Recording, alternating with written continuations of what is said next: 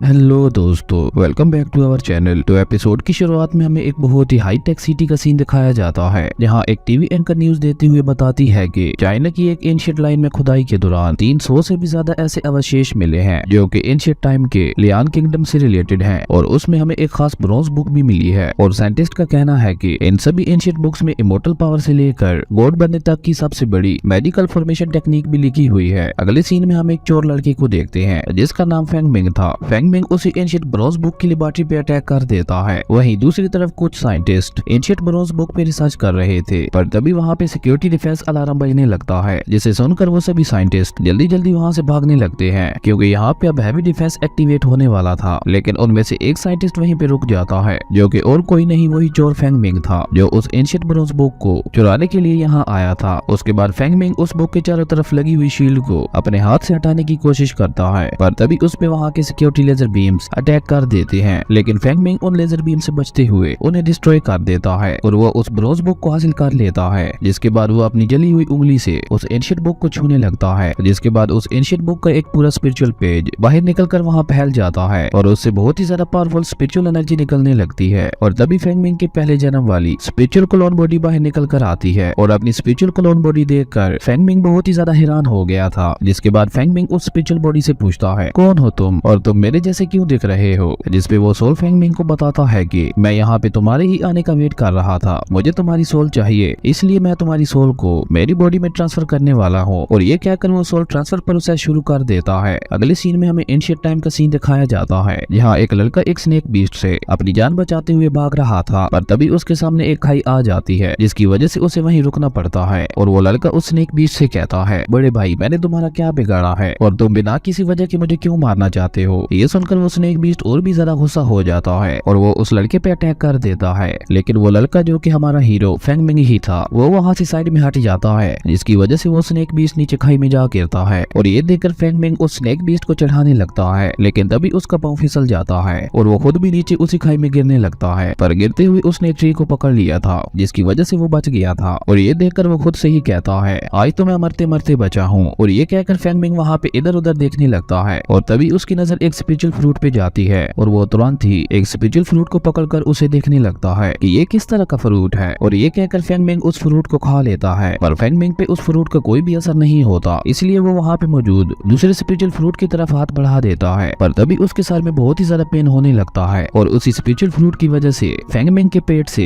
एक red energy निकलती है। और उसके बाद तो फेंग मिंग को और भी ज्यादा दर्द होने लगा था, जिसकी वजह से वो जोर जोर से चिल्लाने लगता है। और फेंग मिंग के चिल्लाने की वजह से उस स्नेक बीस्ट को फेंग मिंग का पता चल जाता है, और वो दोबारा फेंग मिंग पे अटैक करने के लिए आ गया था। पर फेंग मिंग ने किसी तरह से खुद को उसके अटैक से बचा लिया था, और वो उस स्नेक बीस्ट से छुपने की कोशिश करते हुए खुद से ही कहता है, शायद आज मेरा मरना तय है। पर तभी उसकी नजर एक रस्सी पे पड़ती है, जिसकी मदद से वो फिसलता हुआ नीचे आ गया था। अब यहाँ पे फेंग मिंग को अपनी बॉडी की स्ट्रेंथ और पावर के बारे में पता चलता है, जिसकी वजह से वो इस बार अपनी स्पिरिचुअल टेक्निक से उस बीस्ट की कमजोरी ढूंढ लेता है, और उसके बाद वो अपनी पावर का यूज करते हुए लगातार उस बीस्ट के गर्दन पे अटैक करके उसे घायल कर देता है। और फिर वो उस स्नेक बीस्ट को पूंछ को पकड़कर उसे इधर उधर पटकने लगता है, और आखिर में वो अपने पावरफुल स्पिरिचुअल पंच से उस स्नेक बीस्ट को मार देता है। अगले सीन में हम फेंग मिंग को एक अलग जगह पे देखते हैं, जहाँ वो एक जेड लॉकेट को देखते हुए खुद से ही कहता है, ये लॉकेट उस स्नेक बीस्ट के अंदर से निकला था, मुझे लगता है ये किसी अमीर आदमी का लॉकेट होगा, जिसे उस स्नेक बीस्ट ने मार के खा लिया होगा। और तभी फेंग मिंग को एहसास होता है कि पास में ही कोई गुजर रहा है, इसलिए वो उनसे छुपने की कोशिश करता है। अब यहाँ पर हम दो लड़कियों को देखते हैं, जहाँ वो दोनों बहनें वुल्फ बीस्ट पर बैठकर इस जंगल में स्नेक बीस्ट को पकड़ने के लिए आई हुई थी, और वो दोनों आपस में बातें करते हुए कहती हैं कि अगर हमने उस स्नेक बीस्ट के ब्लड को हासिल कर लिया तो हम उसके यिंग लोंग ब्लड से किसी भी जख्मी इंसान को हील कर सकते हैं, इसलिए हमें जल्द से जल्द उस स्नेक बीस्ट को पकड़ना होगा, ताकि हम अपने ग्रैंड पा को उसे तोहफे में दे पाए। वहीं पत्थर के पीछे से फेंग मिंग भी उन दोनों की बातें सुन रहा था, और तभी वो छोटी लड़की उस स्नेक बीस्ट को ढूंढने के लिए अपने रोबोट को बाहर निकालती है, और वो उसे आसपास लाइफ को सेंस करने के लिए कहती है। जिसके बाद वो रोबोट आसपास किसी लाइफ को ढूंढने लगता है, और तभी उस रोबोट को फेंग मिंग की लाइफ एनर्जी दिख जाती है, और वो जैसे ही फेंग मिंग की तरफ जाने लगता है, तभी फेंग मिंग का जेड लॉकेट उस रोबोट की सारी एनर्जी को अब्सॉर्ब कर लेता है, जिसकी वजह से वो रोबोट वहीं नीचे गिर गया था। ये देखकर वो दोनों लड़कियां परेशान होकर उस रोबोट को चेक करने लगती हैं। वहीं दूसरी तरफ फेंग मिंग खुद से ही कहता है, शुक्र है मैं बच गया, वरना वो रोबोट मुझे यहाँ पे ढूंढ लेता, मुझे लगता है ये लॉकेट मेरे लिए बहुत ज्यादा लगी है। और तभी फेंग मिंग को अपने सर में दोबारा दर्द होने लगती है, और वो अपने सोल कॉन्शियस माइंड में अपनी पावर्स को देखता है, और उन पावर्स को देखकर हमें पता चलता है कि फेंग मिंग फेंगमिंग के पास अलग अलग किस्म की पावर्स है जिनकी मदद से वो पास्ट और फ्यूचर को भी देख सकता है और अपनी पावर्स की वजह से फेंगमिंग को पता चल जाता है कि वो रोबोट डिस्ट्रॉय होने वाला है। ये पता चलते ही फेंगमिंग जाकर उस बड़ी लड़की को उस ब्लास्ट से बचा लेता है, जिसके बाद वो दोनों एक झरने के नीचे आ जाते हैं और हमें उनके दरमियान एक रोमांटिक सीन दिखाया जाता है। पर तभी फेंगमिंग वहीं बेहोश होकर नीचे गिर गया था। अब ये देखकर वो छोटी लड़की को लगता है कि फेंगमिंग ने ही उस रोबोट को डिस्ट्रॉय किया है, इसलिए वो अपनी स्वॉर्ड निकालकर फेंगमिंग को मारने के लिए जाती है। पर तभी उसकी बड़ी बहन उसे रोक देती है।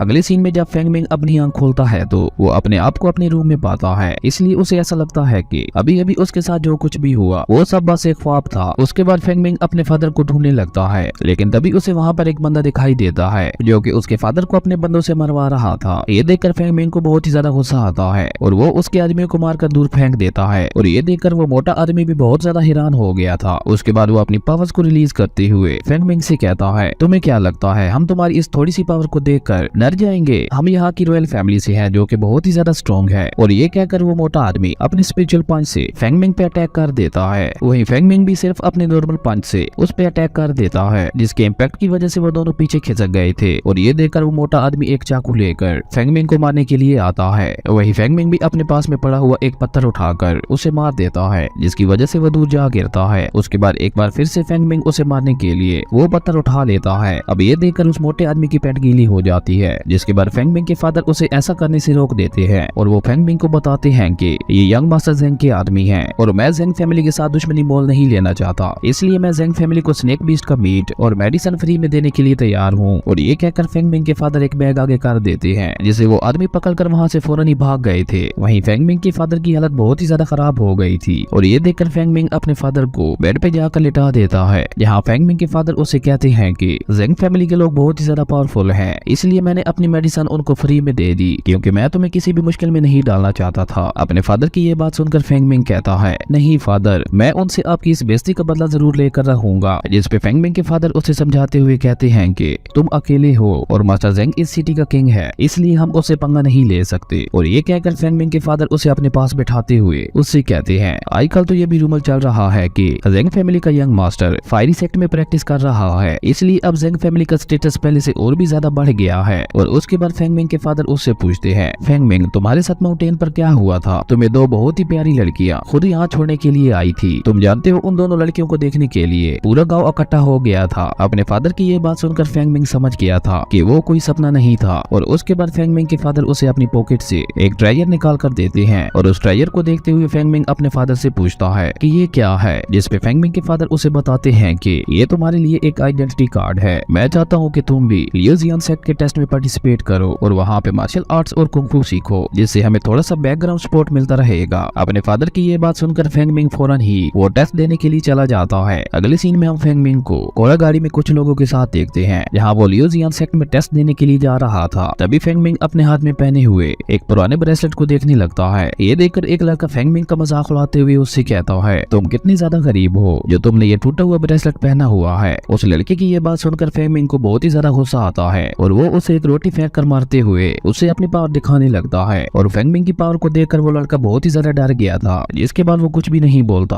अगले सीन में हम फेंगमिंग और उसके साथ वाले लोगों को वेड वैली में देखते हैं, जहाँ पे बहुत सारे लोग पहले ही आए हुए थे टेस्ट में पार्टिसिपेट करने के लिए। और उनमें से जितने भी लोग इस टेस्ट को पास करेंगे उन्हें लियोजियन सेक्ट में प्रैक्टिस करने दिया जाएगा। और तभी वहाँ पे लियोजियन सेक्ट के मास्टर्स आ जाते हैं और उन मास्टर्स की पावर्स को देखकर वहाँ पे मौजूद सभी लोग बहुत ही ज्यादा हैरान हो गए थे। लेकिन फेंगमिंग हैरान नहीं होता और वो सोचते हुए अपने मन में कहता है कि आखिर सेक्ट में जाकर मुझे क्या क्या मिलेगा, और अगर इन लोगों को टेस्ट पास करने पर कुछ देना ही है तो ये सोना चांदी दे देते। और वैसे भी ये जगह मेरी समझ से बाहर है क्योंकि ये मेरे पुराने वर्ल्ड से बहुत ही ज्यादा अलग है, तो मैं यहाँ पे प्रैक्टिस करके क्या करूंगा। फेंगमिंग ये सारी बातें सोच ही रहा था कि तभी वहाँ पे एक लड़की आकर फेंगमिंग से कहती है, क्या तुम इस टेस्ट के लिए एक्साइटेड नहीं हो? जिस पे फेंगमिंग कहता है, हाँ थोड़ा सा एक्साइटेड तो हूँ। और उसके बाद वो लड़की इसी तरह फेंगमिंग का दिमाग खाने लगती है। तभी वो मास्टर चिल्लाते हुए सबको चुप रहने के लिए कहते हैं और मास्टर की ये बात सुनकर वो लड़की फेंगमिंग के पीछे छुप गई थी। और तभी उनमें से एक मास्टर अनाउंस करता है कि मैं लियोजियन का हेड मास्टर ज़ोंग हूँ और जो भी आज तुम लोगों में से इस टेस्ट को पास करेगा मैं उसे अपने डिसाइबल के तौर पर सिलेक्ट करूंगा और तुम सब बहुत ही ज्यादा लकी हो, क्योंकि आज का टेस्ट बहुत ही ज्यादा आसान है। बस तुम्हें उस ब्लैक माउंटेन पर जाकर उस ट्री पे लगे हुए फ्रूट को तोड़ कर लाना है, और जो भी ऐसा कर लेगा वो मेरे सेक्टर में आ सकता है। मास्टर ज़ो की ये बात सुनकर वहाँ पे मौजूद सभी लोग ब्लैक माउंटेन की तरफ भागने लगते हैं उस फ्रूट को लाने के लिए। लेकिन थोड़ी दूर जाने के बाद वो सभी रुक जाते हैं, क्योंकि वहाँ पे बहुत सारे पॉइजनस इंसेक्ट्स थे। पर फेंग मिंग उनको देखकर बिल्कुल भी नहीं घबराता और वो वहाँ न रुकते हुए बहुत ही आसानी से वहाँ से निकल जाता है। अब ये देखकर वहाँ पे मौजूद बाकी लोगों को भी हिम्मत आती है और वो लोग भी आगे बढ़ने लगते हैं। और तभी हम एक लड़के को देखते हैं जो अपने साथियों से रास्ता साफ करने के लिए कहता है, पर रास्ता साफ करने के चक्कर में उसके कुछ साथी वहीं मारे गए थे। वहीं दूसरी तरफ फेंग मिंग उस ट्री के पास पहुंच चुका था, और वहां पहुंचने के बाद फेंग अपने मन में कहता है, मुझे लगता है उस स्पिरिचुअल फ्रूट की वजह से ही मैं इन स्नेक से बड़ी आसानी से बच पा रहा हूँ। और तभी फेंग की नजर सामने जाती है जहाँ पे कुछ लोग अपने ही साथियों को धक्का देकर हरा रहे थे। और ये देखकर वो मास्टर्स कहने लगते हैं कि हमने तो ये टेस्ट सिर्फ इन लोगों की प्रैक्टिस के लिए कराया था, लेकिन इन्हें देखो ये लोग कितने ज्यादा मतलबी हैं जो खुद जीतने के लिए दूसरों को गिरा रहे हैं। वही ये देखकर फेंग मिंग सोचता है कि अगर ऐसा ही चलता रहा तो ये लोग मुझे भी चीटिंग करके हरा देंगे। और ये देखकर वो काफी तेजी से उस फ्रूट को लेने के लिए भागने लगता है, लेकिन तभी एक बंदा उस पे एक स्नेक फेंक देता है, पर फेंग मिंग उस स्नेक से खुद को बचा लेता है। वहीं दूसरी तरफ मास्टर्स कहते हैं कि हमारे सेक्टर में ये मैटर नहीं करता कि कौन रॉयल फैमिली से आया है और कौन गरीब फैमिली से। अगर उस बंदे के अंदर काबिलियत है कि वो आगे चलकर पावरफुल बन सकता है तो हमारा सेक्टर उसे पावरफुल बनने के लिए सपोर्ट और सारे रिसोर्सेज प्रोवाइड करेगा। वहीं दूसरी तरफ जब फेंग मिंग उस स्नेक को अपने ऊपर से हटा रहा था, तभी वही लड़का जिसे फेंग मिंग ने रोटी फेंक कर मारी थी वो फेंग मिंग से कहता है, क्या हो गया बच्चे, उस टाइम तो तुम बहुत बड़ी बड़ी बातें कर रहे थे। उस लड़के की ये बात सुनकर फेंग मिंग कहता है, मुझे इन जैसे लोगों से 50 कदम दूर ही रहना चाहिए, वरना ये लोग दोबारा मुझे गिराने की कोशिश करेंगे। और तभी वो लड़का जो कि हन फैमिली से था वो फेंग मिंग से काफी आगे निकल गया था। अब ये देखकर वो सभी मास्टर्स हन फैमिली के मास्टर को कांग्रेट्स करते हैं। और तभी एक मास्टर हन फैमिली के मास्टर से कहता है, अब तो तुम्हारा दूसरा बेटा भी इमोर्टल रियलम में पहुंच जाएगा। जिसपे एक दूसरा मास्टर कहता है, मुझे भी ऐसा ही लगता है, मुझे लगता है आपका बेटा बड़ा होकर आपकी तरह ही बनेगा। वहीं दूसरी तरफ फेंग मिंग अपनी स्पीड को बढ़ाते हुए उन लोगों से काफी ज्यादा आगे निकल आया था, और ये देखकर वो छोटी लड़की भी अपनी स्पीड बढ़ाकर काफी तेजी से आगे बढ़ने लगती है। और तभी वो सभी लोग जो आगे थे वो सभी जाकर एक एक फ्रूट को तोड़ लेते हैं, और उन लोगों में फेंग मिंग भी शामिल था। उन फ्रूट्स को पकड़कर वो सभी लोग बहुत ही ज्यादा खुश हो गए थे। और तभी वो सभी मास्टर्स नीचे आते हुए उन लोगों से कहते हैं, तुम में से सिर्फ 10 लोग ही मेरे साथ आ पाएंगे, और जो लोग लेट हैं वो यही रुकेंगे। और ये कहकर वो मास्टर वहाँ पे एक स्मोक छोड़ देते हैं और जीते हुए सभी लोगों को लेकर वहाँ से चले गए थे। अगले सीन में हम सभी लोगों को लियोजियन सेक्टर में देखते हैं, यहाँ मास्टर उन सब लोगों को बताते हैं कि हम तुम्हें अपना डिसेबल चूज करें, उससे पहले तुम लोगों को अपनी स्पिरिचुअल पावर्स को चेक करना होगा। मास्टर की ये बात सुनकर एक व्हाइट ड्रेस वाला लड़का आगे आता है अपनी स्पिरिचुअल पावर को चेक करने के लिए। ये देखकर मास्टर अपने तलिस्मैन से एक फॉर्मेशन बना देते हैं और वो लड़का आकर उसमें खड़ा हो जाता है। और उस लड़के की पावर्स को देखकर वो मास्टर कहता है, तुम्हारी स्किल्स इतनी भी बुरी नहीं है। उसके बाद अगला नंबर उसी छोटी लड़की का आता है, और उस छोटी लड़की की पावर्स को देखकर वहाँ पे मौजूद सभी लोग बहुत ही ज्यादा शौक हो गए थे, क्योंकि उस छोटी लड़की की पावर्स बहुत ही ज्यादा थी। और ये देखकर फेंग मिंग अपने मन में कहता है कि आखिर ये किस तरह की पावर्स हैं। और तभी वो मास्टर भी कहता है, इस लड़के की एज को देखते हुए इसकी पावर्स बहुत ज्यादा है। उसके बाद जब फेंग मिंग उस फॉर्मेशन के अंदर आता है तो एक मास्टर उससे कहता है कि तुम्हें टेस्ट देने की कोई भी जरूरत नहीं है, मैंने ब्लैक माउंटेन पर तुम्हारी स्किल्स को देख लिया था, इसलिए मैं डायरेक्ट ही तुम्हें अपना पर्सनल डिसेबल एक्सेप्ट करूंगा। उस मास्टर की ये बात सुनकर एक दूसरा मास्टर कहता है, कम से कम इस लड़की को अपनी पावर्स तो देखने दो,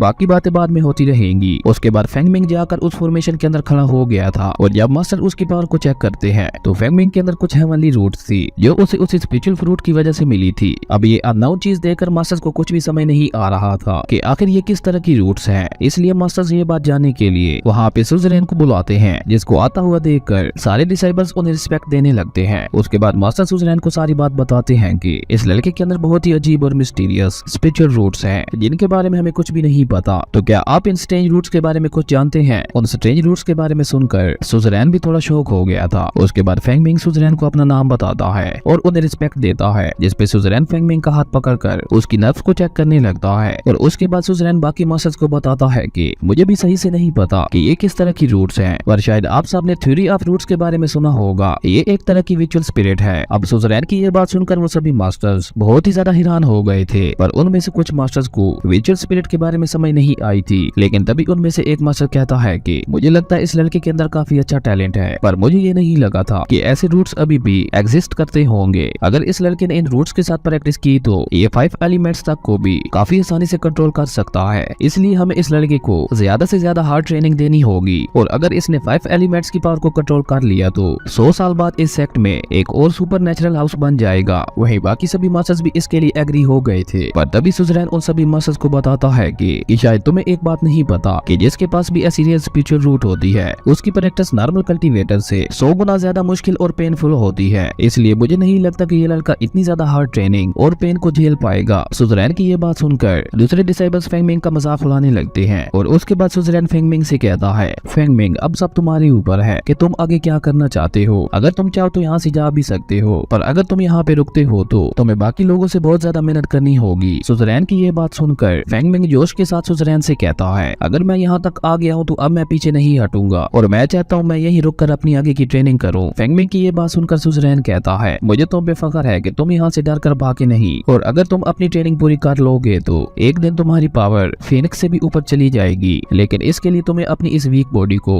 बहुत ही ज्यादा स्ट्रॉन्ग बनाना पड़ेगा। और ये कहकर सुजरैन उसी छोटी लड़की जो कि उसकी बेटी थी उसके साथ वहाँ से चले जाते हैं। उसके बाद एक मास्टर बाकी मास्टर से कहता है, तो में से कौन फेंगमिंग को अपने सेक्ट में लेना चाहता है। पर उनमें से कोई भी मास्टर फेंगमिंग को अपने सेक्ट में लेने के लिए रेडी नहीं होता और वो पहला मास्टर जिसने फेंगमिंग की तारीफ की थी अब वो भी उसे अपने सेक्ट में नहीं लेना चाहता था। और तभी वहाँ पे एक फाइवू नाम का मास्टर आता है जो उन सभी मास्टर से कहता है, अब जब तुम में से कोई भी इसे अपने सेक्ट में नहीं ले रहा तो मैं इसे अपने डिसाइबल के तौर पर एक्सेप्ट करता हूँ। ये सुनकर एक मास्टर फाइवू मास्टर से कहता है, आखिर तुम ऐसा कैसे कर सकते हो बिना सोचे समझे। तुम्हें पता है ना इस लड़के के ऊपर बहुत ज्यादा रिसोर्सेज खर्च होंगे इसकी ट्रेनिंग के लिए और पता नहीं बाद में ये सक्सेस होगा भी या नहीं। उस मास्टर की ये बात सुनकर मास्टर फाइवू उससे कहता है, मुझे लगता है तुम्हें पैसों के सामने इस लड़के का टैलेंट नहीं दिख रहा। और ये कहकर मास्टर फाइवू फेंगमिंग को अपने पीछे आने के लिए कहता है। ये देखकर वो सभी मास्टर्स हंसते हुए फेंगमिंग से कहते हैं कि आज के बाद से ये तुम्हारा मास्टर है इसलिए तुम इनके साथ जाओ। ये सुनकर फाइवू हाँ में अपना सर हिलाते हुए मास्टर फाइवू को ग्रीट करता है, जिसके बाद वो दोनों वहाँ से चले जाते हैं। अगले सीन में हम फेंगमिंग और एक और बंदे को देखते हैं जिसका नाम शैन था। वो फेंगमिंग से कहता है, आज जो भी तुम्हारे साथ सेक्ट में हुआ उसे तुम सीरियसली ना लेना क्योंकि मास्टर्स को ऐसा लगता है कि शायद तुम्हें ट्रेनिंग देने में बहुत ज्यादा मेहनत और रिसोर्सेज लगेंगे। और ये कहकर वो फेंगमिंग से कहता है, अगर फ्यूचर में तुम्हें कभी भी किसी भी चीज की जरूरत हो तो मुझसे आकर उसके लिए पूछ सकते हो, मैं हमेशा तुम्हारी मदद करूंगा। शैन की ये बात सुनकर फेंग उससे बहुत ही ज्यादा इंप्रेस हो गया था और वो हाँ में अपना सर हिलाता है, जिसके बाद शैन फेंगमिंग को अपने स्पिरिचुअल ड्रैगन पे बिठाकर अपने सेक्ट की तरफ ले जाने लगता है। ये देखकर फेंगमिंग बहुत ही ज्यादा शौक हो गया था और उसी के साथ उसे बहुत ज्यादा मजा भी आ रहा था। उसके बाद वो दोनों अपने सेक्ट में पहुंच जाते हैं जहाँ शैन फेंगमिंग से कहता है कि मुझे उम्मीद है तो बहुत ज्यादा हार्ड प्रैक्टिस करोगे और जल्द से जल्द इमोर्टैलिटी को हासिल करोगे। और ये कहकर शैन फेंगमिंग को प्रैक्टिस करने के लिए एक बुक दे देता है। अगले सीन में हम फेंगमिंग को उसके रूम के अंदर देखते हैं जहाँ वो उस बुक को पढ़ते हुए कहता है कि मुझे 5 एलिमेंट्स की प्रैक्टिस दिन रात करनी होगी और 3 महीने की हार्ड प्रैक्टिस के बाद ही मैं 5 एलिमेंट्स की पावर का और हासिल कर पाऊंगा। और ये कहकर फेंगमिंग वहाँ पे 3 महीने तक लगातार बहुत ही ज्यादा हार्ड प्रैक्टिस करता है, जिसके बाद उसे अपनी स्टोरी रिंग भी मिल गई थी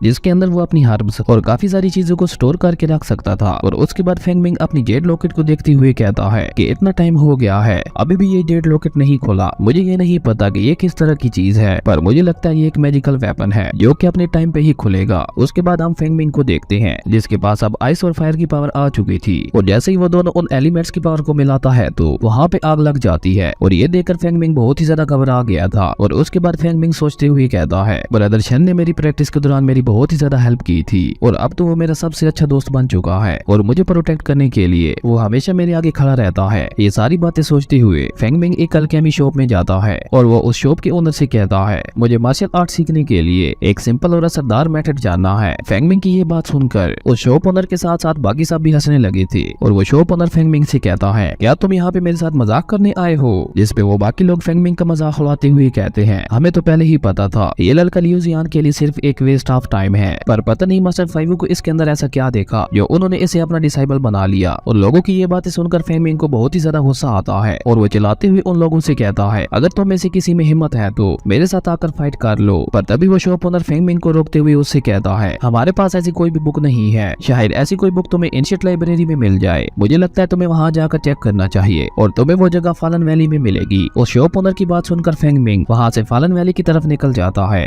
और काफी दूर तक आगे जाने के बाद फेंगमिंग खुद से ही कहता है मैं कब से यहाँ पे चलता जा रहा हूँ पर अभी तक वो एंशिएंट लाइब्रेरी मुझे कहीं भी नहीं दिखी। और तभी उसकी नजर एक तालाब पे जाती है जहाँ पे एक लड़की नहा रही थी और ये देखकर फेंगमिंग वही छुपकर उस लड़की को देखने लगता है। वो लड़की देखने में वाकई बहुत ज्यादा खूबसूरत थी। उसके बाद वो लड़की तालाब से बाहर निकलकर अपनी फीनिक्स पावर्स को शो करती है और उस लड़की की पावर्स को देखकर फेंगमिंग बहुत ही ज्यादा हैरान हो गया था। लेकिन तभी गलती से फेंगमिंग की आवाज निकल जाती है जिसके कारण उस लड़की ने फेंगमिंग को वहाँ देख लिया था। और जैसे ही फेंगमिंग को ये बात पता चलती है वो वहाँ से फौरन भागने की कोशिश करता है, लेकिन वो लड़की काफी तेजी से उसके सामने आकर उसके गले पे स्वॉर्ड रखते हुए उससे कहती है तुम्हारी हिम्मत कैसे हुई मुझे देखने की। जिस पे फेंगमिंग उस लड़की से माफी मांगते हुए उससे कहता है सिस्टर मैं तो यहाँ पे बस एंशिएंट लाइब्रेरी को ढूंढने आया था, मैंने आपको जानबूझ के नहीं देखा और मुझे यहाँ पे अल्केमी शॉप के लोगों ने आने के लिए कहा था, अगर आपको सजा देनी है तो उन लोगों को दीजिए। फेंगमिंग की बात सुनकर वो लड़की कुछ सोचते हुए फेंगमिंग को छोड़ देती है और वो उससे कहती है अगर तुम चाहो तो मैं तुम्हें एंशिएंट लाइब्रेरी का रास्ता बता सकती हूँ, पर फेंगमिंग इसके लिए मना कर देता है। और ये कहकर फेंगमिंग वहाँ से आगे चला जाता है। थोड़ा आगे जाने के बाद वहाँ पे और भी लड़कियां होती हैं जो कुछ कहे बगैर ही फेंगमिंग पे अटैक कर देती हैं और ये देखकर फेंगमिंग वहाँ से भागते हुए वापस उसी जगह पे पहुँच गया था। ये देखकर वो लड़की फेंगमिंग से दोबारा कहती है क्या सच में तुम्हें मेरी मदद नहीं चाहिए, पर इस बार फेंगमिंग भी उस लड़की की मदद लेने के लिए मान गया था। ये देखकर वो लड़की फेंगमिंग को बताती है कि तुम लाइब्रेरी में जाकर बियोन मीजोंग नाम की एक बुक को ढूंढना, उसके अंदर तुम्हें ये सारी चीजें मिलेंगी। उस लड़की की ये बात सुनकर फेंगमिंग वहाँ से वापस जाते हुए खुद से ही कहता है उन लोगों की हिम्मत कैसे हुई मुझे बेवकूफ बनाने की, अब मैं उन लोगों को नहीं छोड़ूंगा।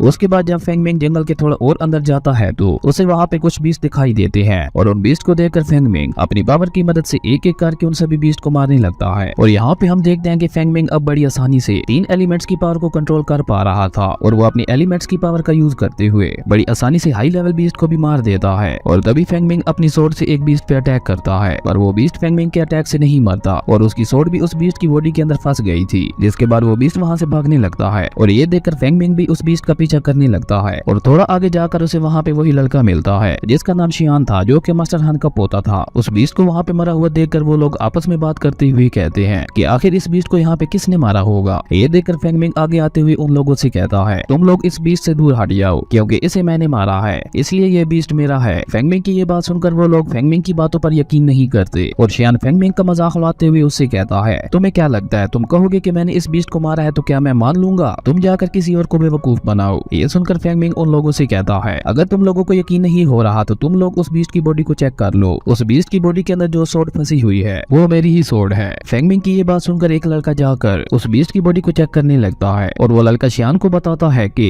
ये सही कह रहा था। उस लड़के की ये बात सुनकर शियान फेंगमिंग से कहता है तो क्या हो गया अगर तुमने इस बीस्ट को मारा है तो, पर अब ये बीस्ट मेरा है और तुम भूलो मत मैं किसका पोता हूँ, मेरे ग्रैंडपा लियो जियान सेक्ट के एक एल्डर है। शियान की ये बात सुनकर उसके साथी भी उसका साथ देने लगते हैं। तो ये देखकर फेंगमिंग अपनी सोर्ड को वापस लेकर उन लोगों से कहता है अगर तुम लोगों में हिम्मत है तो इस बीस्ट को यहाँ से ले जाकर दिखाओ। ये सुनकर शियान को बहुत ही ज्यादा गुस्सा आता है और वो फेंगमिंग के ऊपर अपनी थंडरस्टोन सोर्ड से अटैक कर देता है जिससे फेंगमिंग को लाइटनिंग का एक झटका लगता है और उसके बाद शियान एक बार फिर से फेंगमिंग पे अटैक करने के लिए आगे बढ़ता है पर तभी फेंगमिंग वहाँ से टेलीपोर्ट होकर शियान के पीछे आ गया था, जिसके बाद वो शियान को एक किक मार के नीचे गिरा देता है और वो उसकी सोर्ड को भी पकड़ लेता है। ये देखकर शियान के एक साथी फेंगमिंग पे अटैक करने के लिए आगे बढ़ता है पर फेंगमिंग एक बार फिर से टेलीपोर्ट होते हुए उस लड़के के पीछे पहुंचकर उसे मार देता है। और ये देखकर बाकी बच्चे दोनों लड़के बहुत ही ज्यादा घबरा गए थे और उसके बाद फेंगमिंग उन चारों को बहुत ही आसानी से हरा देता है। ये देखकर शियान अपने साथियों से कहता है हमें मिलकर इसके ऊपर अटैक करना चाहिए और शियान की ये बात सुन के वो चारों मिलकर एक फायर बॉल से फेंगमिंग पे अटैक कर देते हैं पर क्योंकि फेंगमिंग ने ऑलरेडी ही फायर एलिमेंट को कंट्रोल कर लिया था इसलिए वो बड़ी आसानी से उस फायर बॉल को कंट्रोल करते हुए उन्हीं लोगों के अगेंस्ट उसे यूज करता है, जिसे देखकर वो लोग बहुत ही ज्यादा डर गए थे और वो चारों फेंगमिंग से माफी मांगने लगते हैं। लेकिन तभी वहाँ पर अचानक से हवा चलने लगती है और उन लोगों के ऊपर आग लग जाती है और ये देखकर वो लोग हड़बड़ी में वहाँ से भागने लगते हैं। वहीं ये सब देखकर फेंगमिंग भी परेशान हो गया था और वो वहाँ से भागते हुए ब्रदर शेन के पास आता है। फेंगमिंग की हालत को देखते हुए शेन उससे पूछता है तुम्हारे साथ क्या हुआ, तुम इतने घबराए हुए क्यों लग रहे हो। जिसपे फेंगमिंग शेन को सारी बात बताता है कि मैंने गलती से मास्टर हान के पोते पे अटैक करके उसे इंजर्ड कर दिया है पर मैंने ये जानबूझ के नहीं किया। फेंगमिंग की ये बात सुनकर शेन उससे पूछता है कि तुमने कौन सी पावर का यूज किया था। जिसपे फेंगमिंग शेन को बताता है कि मैंने फायर कंट्रोलिंग पावर का यूज किया था। ये सुनकर शेन भी बहुत ज्यादा शॉक हो गया था और वो फेंगमिंग से कहता है मैं तुम्हारी पावर से बहुत ही ज्यादा इंप्रेस हुआ हूँ पर तुम्हें शियान के साथ पंगा नहीं लेना चाहिए था, पर कोई बात नहीं तुम इस मैटर को भूल जाओ और तुम्हें मास्टर फाइवू ने बुलाया है। ये सुनकर फेंग शेन से कहता है कि मास्टर फाइवू ने मुझे क्यों बुलाया है। जिसपे शेन उसे बताता है कि मास्टर तुम्हारी क्यूआई पावर का टेस्ट लेना चाहते हैं और उसके बाद ही तुम्हारी आगे की ट्रेनिंग शुरू होगी। अगले सीन में हम फेंग मिंग को मास्टर फाइवू के साथ एंशिएंट रिफाइनिंग हॉल में देखते हैं, जहाँ मास्टर फाइवू फेंग मिंग को बताते हैं कि रिफाइनमेंट की स्किल बहुत ही ज्यादा मुश्किल होती है, क्योंकि इसमें रिफाइनर को बहुत ही ज्यादा कंसंट्रेट करना पड़ता है अपनी फायर और प्यूरिफिकेशन पर, और अगर तुम इसमें मुझे ठीक से कॉपी नहीं करोगे तो मैं अपना डिसेबल चेंज कर लूंगा। और उसके बाद हमें वहाँ पे एक फर्नेस दिखाया जाता है और तभी मास्टर फाइवू एक बर्ड को बाहर निकालते हैं जो उस फर्नेस के हर्ब्स और फायर को कंट्रोल करने वाली थी। उस बर्ड को देखते हुए फेंग मिंग अपने मन में कहता है, मुझे ये बर्ड कुछ अजीब लग रही है। और तभी मास्टर फाइवू फेंग मिंग को बताते हैं कि एक अच्छे रिफाइनर को 3 स्टेजेस से गुजरना पड़ता है। सबसे पहला रिफाइनमेंट, दूसरा प्यूरिफिकेशन और तीसरा फायर को कंट्रोल करना। और एक अच्छे रिफाइनर को सबसे पहले हर्ब्स के अंदर का वेस्ट मटेरियल बाहर निकालना आना चाहिए। उसके बाद ही तुम एक अच्छा मैजिकल वेपन बना सकते हो जो कि पूरी तरीके से प्योर होगा, और उसके बाद ही उस वेपन को एक अच्छे ग्रेड का वेपन माना जाएगा। और ये कहकर मास्टर फाइवू अपनी फायर से एक फॉर्मेशन क्रिएट करते हुए तुरंत ही एक मैजिकल वेपन को रिफाइन कर देती है, जिसे देखकर फेंग मिंग बहुत ही ज्यादा खुश हो गया था। और वो मास्टर फाइवू से कहता है, मास्टर मेरे पास तो ड्रम एंड चिकन नहीं है, तो फिर मैं वेपन को कैसे रिफाइन करूं? जिसपे मास्टर फेंग मिंग को बताते हैं कि अभी तुम्हें इस चिकन की कोई भी जरूरत नहीं है, तुम्हें बस सामने रखे इस फर्नेस में प्रैक्टिस करते हुए रिफाइनिंग, प्यूरिफिकेशन और फायर कंट्रोलिंग को सीखना है, और उसके बाद मैं तुम्हारी परफॉर्मेंस देखकर बताऊंगा कि तुम मेरे डिसेबल बनने के काबिल हो भी या नहीं। मास्टर फाइवू की ये बात सुनकर फेंग मिंग काफी जोश के साथ प्रैक्टिस करने लगता है, पर उसके पहले तीनों अटेम्प्ट्स फेल हो गए थे। लेकिन फेंग मिंग हार न मानते हुए एक बार और कोशिश करता है, और इस बार उसका जेड लॉकेट भी उसकी मदद करता है, जिसकी वजह से वो पहले स्टेज रिफाइनमेंट को सक्सेसफुली पास कर लेता है। और फेंग मिंग को इतनी जल्दी फर्स्ट स्टेज में कामयाब होता देखकर मास्टर फाइवू बहुत ही ज्यादा शॉक हो गए थे। और उसके बाद मास्टर फाइवू फेंग मिंग से कहते हैं, हो सकता है इस बार तुम्हारा लक अच्छा हो, इसलिए शायद तुम इसमें कामयाब हो गए होगे, पर तुम्हें अभी भी हार्ड प्रैक्टिस की जरूरत है। और ये कहकर मास्टर फाइवू खुद भी सोच में पड़ गए थे कि इसने तो सिर्फ 4 अटेम्प्ट्स में ही फर्स्ट स्टेज को सक्सेसफुली पास कर लिया, जबकि एक सुपर जीनियस भी ऐसा नहीं कर सकता। इसका मतलब है ये लड़का वाकई बहुत ज्यादा टैलेंटेड है। और तभी फेंग मिंग एक बार फिर से सक्सेसफुली रिफाइन कर लेता है, और ये देखकर मास्टर जोश में उस जलती हुई हर्ब को पकड़ लेते हैं। लेकिन तभी उन्हें याद आता है कि उनका हाथ तो जल रहा है। और ये देखकर मास्टर फाइवू सोचते हुए अपने मन में कहता है, ये लड़का तो एक सुपर जीनियस से भी ज्यादा जीनियस है, और अब तो इसके सामने मैं खुद को एक बेकार इंसान महसूस कर रहा हूँ। अब क्योंकि फेंग मिंग ने रिफाइनमेंट सीख ली थी, इसलिए मास्टर फाइवू उसको प्यूरिफिकेशन और फायर कंट्रोलिंग सिखाते हैं, जिसमें फेंग मिंग फर्स्ट अटेम्प्ट में फेल हो गया था। और ये देखकर मास्टर फाइवू मन ही मन में बहुत ज्यादा खुश हो गए थे कि अच्छा हुआ ये प्यूरिफिकेशन में मेरे रिकॉर्ड को नहीं तोड़ पाया। और उसके बाद मास्टर फाइवू फेंग मिंग को बताते हैं कि प्यूरिफिकेशन बहुत ही ज्यादा मुश्किल होती है, और इसे सीखने के लिए तुम्हें बहुत ही ज्यादा हार्ड प्रैक्टिस करनी होगी। और ये कहकर मास्टर फाइवू वहाँ से चले जाते हैं। और अगले सीन में हम उन लड़कियों को देखते हैं जिन्होंने फेंग मिंग पे अटैक किया था। वो आपस में बात करते हुए कहती हैं कि मास्टर फाइवू का डिसेबल तो बहुत ही ज्यादा टैलेंटेड और जीनियस है। और तभी वो लड़की जिसे फेंग मिंग ने नहाते हुए देखा था, वो कहती है कि हमारे लियो जियान सेट के पास लंबे समय से ऐसा कोई जीनियस नहीं आया, और अब मैं जाकर खुद देखूंगी कि वो लड़का कितना ज्यादा जीनियस है। अगले सीन में हम उसी लड़की जिसका नाम सूफी था, उसे शैन के साथ आर्टिफैक्ट रिफाइनिंग हॉल के अंदर देखते हैं, जहाँ शैन सोफी को फेंग मिंग के पास ले जाकर उसे कहता है, यही है वो जीनियस जिसके बारे में तुम पूछ रही थी। और सोफी फेंग मिंग को देखकर हैरान हो गई थी, क्योंकि वो फेंग मिंग से पहले भी जंगल में मिल चुकी थी। और उसके बाद शैन वहाँ से चला जाता है, लेकिन तभी सोफी उस फर्नेस पे अटैक करके उसकी फायर को बुझा देती है। ये देखकर फेंग मिंग जंप करता हुआ पीछे हो गया था। वहीं फेंग मिंग भी सोफी को वहाँ देखकर हैरान हो गया था, लेकिन तभी वो फर्नेस ब्लास्ट हो जाता है। लेकिन फेंग मिंग ने टाइम रहते ही सोफी को बचा लिया था, और वो उससे पूछता है कि तुम यहाँ आर्टिफैक्ट हॉल में क्या कर रही हो? जिसपे सोफी उससे कहती है, मैं यहाँ पे तुमसे एक हाई ग्रेड का मैजिकल वेपन रिफाइन करवाने आई हूँ, जिससे मैं सेट क्वालिफिकेशन में यूज कर पाऊँ। सोफी की बात सुनकर फेंग सोच में पड़ गया था, क्योंकि उसे पता था कि हाई ग्रेड के वेपन्स को रिफाइन करना बहुत ही ज्यादा मुश्किल होता है। लेकिन वो सोफी से कहता है, मैं अपनी पूरी कोशिश करूंगा, पर मुझे एक हाई ग्रेड के मैजिकल वेपन को रिफाइन करने के लिए बहुत सारे मटेरियल्स की जरूरत होगी। जिसपे सोफी फेंग मिंग से कहती है, तुम मटेरियल्स की चिंता मत करो, मैं तुम्हें यहाँ पे सारे मटेरियल्स प्रोवाइड करूंगी, तुम बस मेरे लिए एक हाई ग्रेड का मैजिकल वेपन रिफाइन करो। और ये कहकर सोफी फेंग मिंग को बहुत सारे मटेरियल्स दे देती है, जिसके बाद फेंग मिंग अपने जेड लॉकेट की मदद से फाइनली एक हाई ग्रेड की स्वॉर्ड रिफाइन कर लेता है। यहाँ पे हम देखते हैं कि फेंग मिंग ने अपनी फर्स्ट अटेम्प्ट में ही एक हाई ग्रेड के मैजिकल वेपन को रिफाइन कर लिया था, जो कि कहीं से भी एक छोटी बात नहीं थी। उसके बाद फेंग मिंग सोफी को वो स्वॉर्ड देकर उसे वो स्वॉर्ड ट्राई करने के लिए कहता है, जिसे यूज करने के बाद सोफी भी फेंग मिंग से बहुत ज्यादा इंप्रेस हो गई थी, क्योंकि फेंग मिंग ने एक बहुत ही अच्छा हाई ग्रेड का वेपन बनाया था। वहीं दूसरी तरफ हम दो बंदों को देखते हैं जो आपस में बात करते हुए कहीं जा रहे थे और तभी उनमें से एक आदमी कहता है, मुझे ये बीस्ट जंगल में मिला था और ये बीस्ट अब सेकंड लेवल का हो गया है। और उसके बाद हम शेन को देखते हैं जो कहता है कि देखते हैं फेंग मिंग का रिफाइन किया हुआ वेपन कितना ज्यादा पावरफुल है। और ये कहकर वो अपनी पावर से उस बीस्ट को बहुत बड़ा और पावरफुल बना देता है। और ये देखकर वो दोनों बंदे डर के मारे वहाँ से भाग गए थे। और उसके बाद वो बीस्ट सोफी और फेंग मिंग की तरफ आने लगता है और ये देखकर सोफी अपने वेपन को रेडी कर लेती है फाइट करने के लिए। और इसी के साथ हमारा ये एपिसोड यहीं पे खत्म हो जाता है। दोस्तों आपको ये सीरीज कैसी लगी और क्या मैं इस सीरीज को कंटिन्यू करूं या नहीं, कमेंट करके जरूर बताना। अगर आपकी वीडियो अच्छी लगी तो लाइक कर दें और अगर चैनल पे नहीं आए हो तो सब्सक्राइब करते जाना। तो मिलते हैं एक न्यू वीडियो में, तब तक के लिए बाय।